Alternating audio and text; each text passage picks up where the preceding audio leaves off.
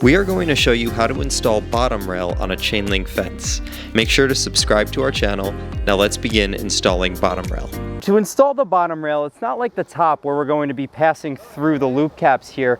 For the bottom rail, we actually have to cut the spaces between each of the posts. Now I'm going to show you an easy hack so you can do this a lot faster. A lot of installers will measure from the inside of the rail end cup on this side to the inside of their boulevard and try to eyeball it that way. I think an easier way to do it is simply to just measure from your terminal post to your line post, or if you're between two line posts, you would measure from line post to line post, and then you just make the necessary deductions for the fittings you're using. We know that for the rail end cup, the base of the rail end cup sticks out about 1.5 inches from the terminal post, and we know for a boulevard, it sticks out about 1 inch. So simply, we are going to deduct 2.5 inches off of this measurement here because we're going from a terminal post to a line post. Now we are going to insert one end of the rail into the rail end cup, like this. And then the other end is going to go into the boulevard. You're simply going to lift up the boulevard so you can get it in, and then you are going to place it down nicely. Now we are going to tighten. Before you tighten the bottom rail, you want to make sure it's level. However, if you'll notice in this specific situation, the property slopes down this way, so we have to follow the grade. So the way we're going to check to make sure that the bottom rail is in the correct position is we're just going to check the spacing on the left side and the right side of your screen here to make sure that the gap between the top rail and the bottom rail are the same on both sides. So this has to go a little bit lower.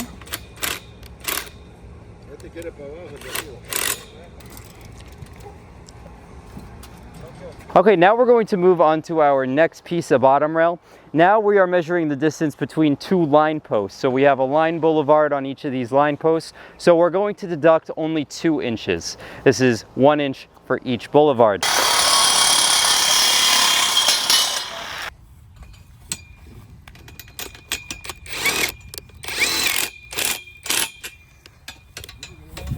Perfect. So now the easiest way to put it in is to just lift the boulevard up, place the pipe in, and then lower it back down. And now we're going to tighten.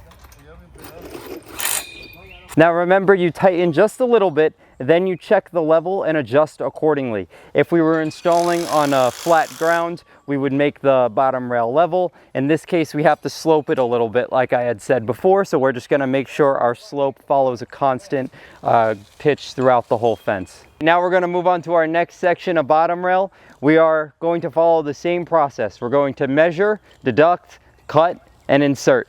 It really is that simple.